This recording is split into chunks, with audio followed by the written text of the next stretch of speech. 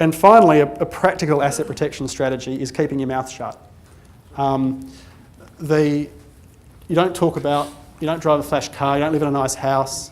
Basically, you just live like a miser and have a miserable life. And that keeps you off the radar. Sort of like me, no, not really, but a lot of us don't want to live like that. So there are ways to keep things private and still enjoy your life. And you do that just by being sensible. Don't talking at the pub about the $1 million you've got in your account for some property deals. You use a nominee and trusts to obscure legal ownership. And finally, which will get anybody from the tax office here excited, which is holding assets outside Australia. Because, and I'm just going to touch on that, this will also get people excited, the document retention policy. Don't keep documents that you're not legally required to keep. And you'd be surprised what you are required to keep, because if, for example, for CGT purposes, it's not just the 4 years, 7 years, blah, blah, blah. You actually have to have the records that substantiate your cost base. Now, if you've held an asset for 30 years, you need to have the records to substantiate the cost base from 30 years ago. Otherwise, you don't get the cost base. So don't be tricked into thinking that the documents you need to retain are very low. And I'm not suggesting the document retention policy is for the tax office's benefit, but just generally, don't have stuff sitting in your shed that tells the world how much money you've got. It's similar to keeping your structures clean, so you know where you stand. You're not going to have something come up and bite you that you weren't expecting. You can't avoid tax by moving assets offshore, particularly passive assets, etc. But these jurisdictions do have better privacy, and a lot of wealthy people in Australia and most of the wealthy people in the US and Europe use, and this is why they started, it wasn't actually a tax thing, it was a privacy asset protection strategy in the US. It's harder to enforce judgments, so if you get a judgment in Australia and you need to enforce it against an entity based in the Cook Islands, it's a lot harder than enforcing it against an entity incorporated in New South Wales.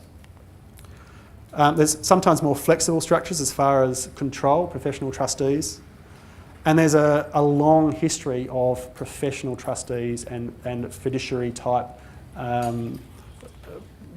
operations. And as I say, there's few tax benefits without the accompanying imprisonment, and there is higher costs.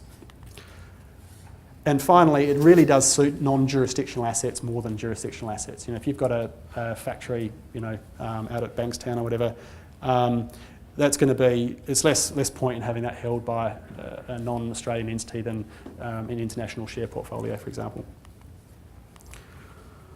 So finally, when it all goes wrong, first thing, communicate, because your suppliers, your employees, your business partners, your family, all have a vested interest in you not going broke. So before you throw your towel in, what most people do is they crawl up into a ball and they stop talking to people. Do the opposite, and you'll be surprised just how much assistance you can get. Even though culturally we are told to take it personally, don't take it personally. Legal advice: don't trade while insolvent, and keep a regular evidence of the fact of you're involved with a solvent company by asking for the accounts at every board meeting. Pay your tax and SGC, because with the new Phoenix tax rules, if you don't do that, if you leave it more than 3 months, you'll be personally liable even if the company goes broke. And keep your powder dry for next time. This is where we talk about irresponsibility and risk-taking. For all the laws that try to worry about our irresponsibility, I don't know what you've seen, but what I've seen is that I see business people lose everything in their business, put in all the equity of their house, put in all the equity of their mother's house, put in all the equity of any assets they've got, sell their share portfolio, tap their superannuation fund for an unlawful use of the funds to pay their business. They do everything to keep the business going. That's what I see. I don't see people magically phoenixing all over the place. That's how business people I see operate. And when I see them, I say to them, stop. Keep your powder dry so that you can do a phoenix. And I'm talking the genuine ones here. Because 999 out of 1,000 entrepreneurs I see get into trouble don't think of themselves first. And you should think of yourself first, or at least equally with all the other people who've got their fingers in your pockets. And the best time to think about these issues is when it's not needed. Otherwise, it's probably too late. So how can we help? So this is the advertisement. We can help review your business for operational, contractual and structural weaknesses. We can review and update your contracts and your structures in line with the type of frameworks that we've talked about. We can help you maintain your registers, and we can defend you if you come under attack. Thank you.